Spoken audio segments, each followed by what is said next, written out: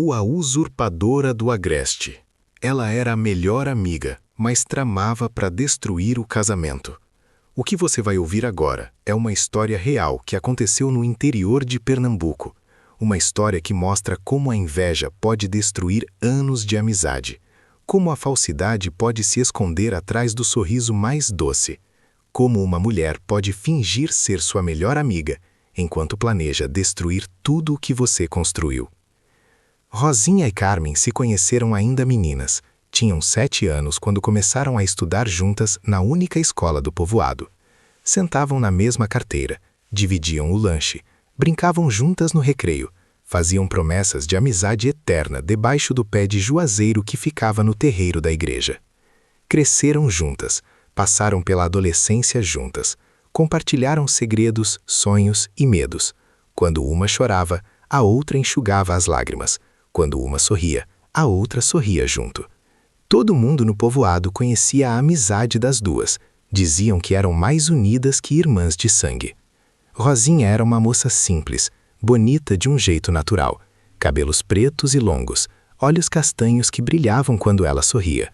Trabalhadora desde cedo, ajudava a mãe na roça e ainda encontrava tempo para bordar. Seus bordados eram famosos na região. Delicados, perfeitos, cheios de flores e pássaros coloridos. Carmen era diferente. Também era bonita, mas de um jeito mais chamativo. Gostava de se arrumar, de passar batom vermelho, de usar roupas mais justas. Os homens do povoado olhavam para ela quando passava. E ela gostava disso. Gostava de ser desejada. Gostava de ser o centro das atenções. Por dentro, Carmen carregava algo que ninguém via. Uma inveja que crescia a cada dia. Ela invejava a paz que Rosinha tinha no olhar, invejava a simplicidade feliz da amiga, invejava o amor que a família de Rosinha demonstrava. Porque na casa de Carmen, as coisas eram diferentes. O pai bebia, a mãe chorava, os irmãos brigavam. Não havia paz. Quando as duas completaram 18 anos, apareceu no povoado um rapaz chamado Antônio. Ele vinha da capital. Tinha vindo trabalhar na construção de um açude que o governo estava fazendo. Era alto, forte, moreno. Tinha um sorriso que derretia qualquer coração. E tinha uma voz mansa que acalmava qualquer alma. Carmen viu Antônio primeiro e decidiu na hora que ele seria dela. Passou a se arrumar mais, a passar na frente da obra onde ele trabalhava, a sorrir para ele sempre que podia. Mas Antônio não olhava para Carmen. Seus olhos tinham encontrado outra pessoa. Numa tarde de domingo, depois da missa, Antônio se aproximou de Rosinha. Pediu para conversar com ela, com respeito, com delicadeza. Disse que desde que chegou no povoado não conseguia tirar ela da cabeça, que nunca tinha visto mulher tão bonita, que queria pedir permissão ao pai dela para fazer uma visita. Rosinha ficou vermelha, abaixou os olhos, seu coração disparou. Disse que ia pensar, mas já sabia a resposta, porque ela também tinha notado Antônio. Também não conseguia parar de pensar nele. Também sentia algo diferente quando ele estava por perto. Naquela mesma noite, Rosinha contou para Carmen. Contou com os olhos brilhando. Contou esperando que a amiga ficasse feliz por ela. Mas o que Rosinha não viu foi a sombra que passou pelo rosto de Carmen, a mandíbula que travou, os olhos que escureceram, por apenas um segundo. Depois o sorriso voltou, falso, ensaiado. Carmen abraçou Rosinha, disse que estava muito feliz, disse que Antônio era um bom partido, disse que torcia para dar certo. Por fora, era a amiga perfeita. Por dentro, o ódio começava a ferver. Como assim? Como Rosinha, a simples Rosinha, tinha conseguido o homem que ela queria. Isso não podia ficar assim. Antônio pediu Rosinha em namoro, depois em noivado. 1 ano depois, casaram. A festa foi simples, mas bonita. Todo o povoado compareceu. Carmen foi a madrinha. Ajudou Rosinha a se vestir. Ajeitou o véu. Segurou o buquê. Sorriu em todas as fotos. Por fora, a amiga fiel. Por dentro, o plano já começava a se formar. O casal foi morar numa casinha que Antônio construiu com as próprias mãos. Era pequena, mas aconchegante. Tinha um quintal onde Rosinha plantou flores. Tinha uma varanda onde eles sentavam para ver o pôr do sol. Eram felizes, verdadeiramente felizes. e isso corroía Carmen por dentro. Carmen começou a frequentar a casa do casal. Todos os dias. Aparecia de manhã para tomar café. Aparecia de tarde para conversar. Aparecia de noite para jantar. Rosinha não via problema. Era sua melhor amiga, sua irmã de coração. Antônio estranhava um pouco, mas não dizia nada. Não queria criar problema com a amizade da esposa. O plano de Carmen era lento e calculado. Ela não ia fazer nada precipitado. Ia plantar sementinhas de dúvida. Ia regar com mentiras pequenas. Ia esperar a planta venenosa crescer. Começou com um comentário sutis.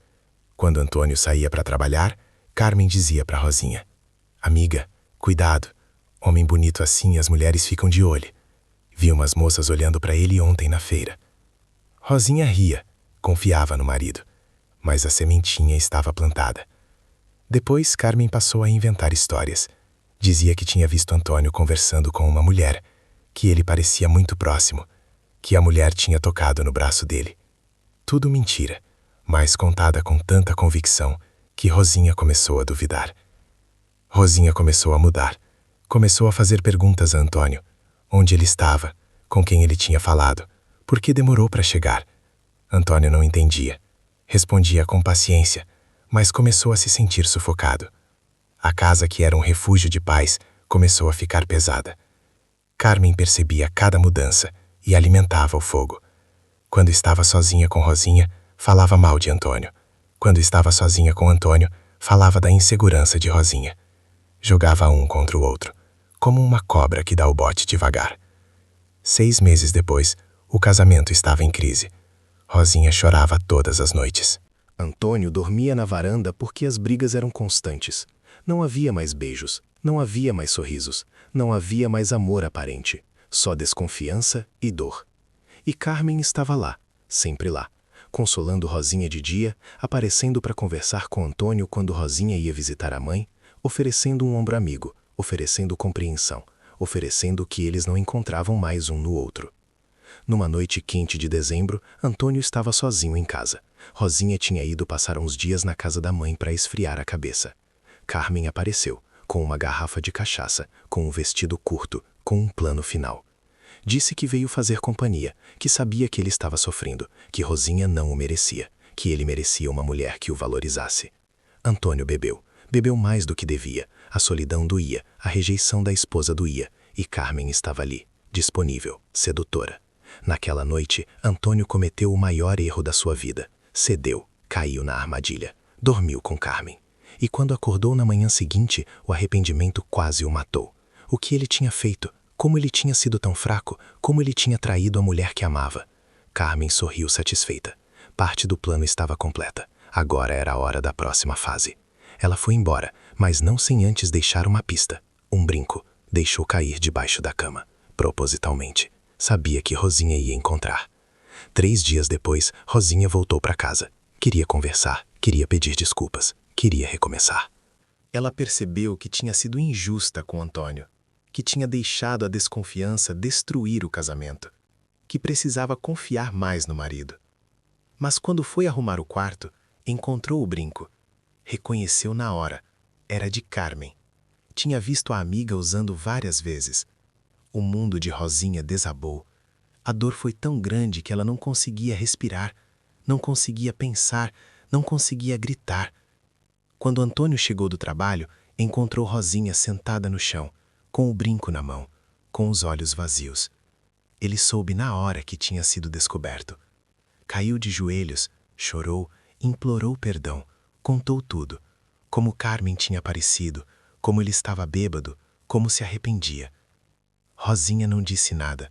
Levantou em silêncio, arrumou uma pequena mala e foi embora, sem olhar para trás, sem gritar, sem chorar. Aquele silêncio era pior do que qualquer grito. Era o silêncio de quem morreu por dentro. Carmen ficou sabendo na mesma hora. O povoado era pequeno, as notícias corriam rápido, e ela foi atrás de Antônio.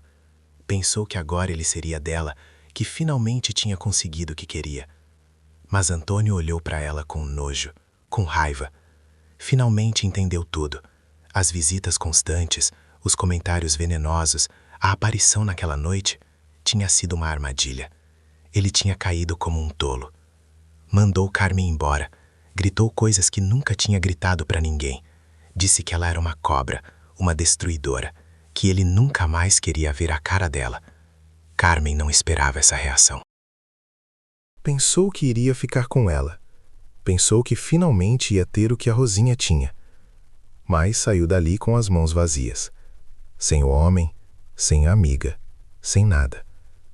A verdade se espalhou pelo povoado.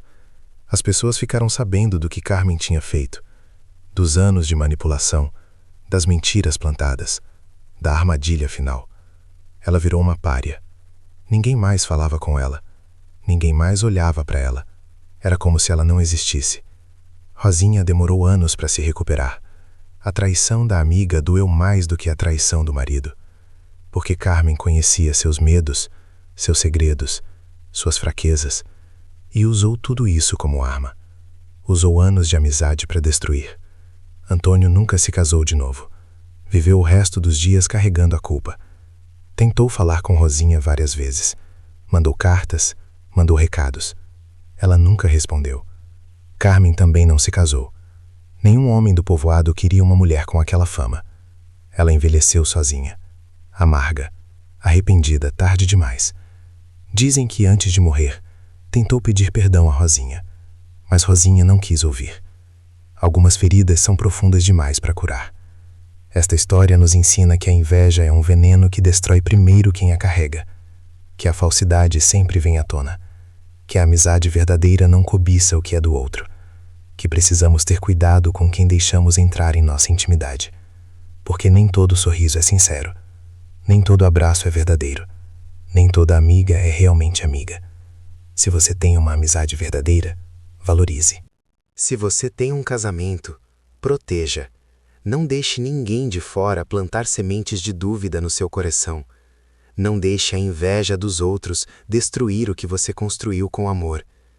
E se você já foi vítima de uma traição assim, saiba que a culpa não é sua, que você não merecia isso, que Deus vê todas as coisas e que um dia a justiça sempre chega. Pode demorar, mas chega.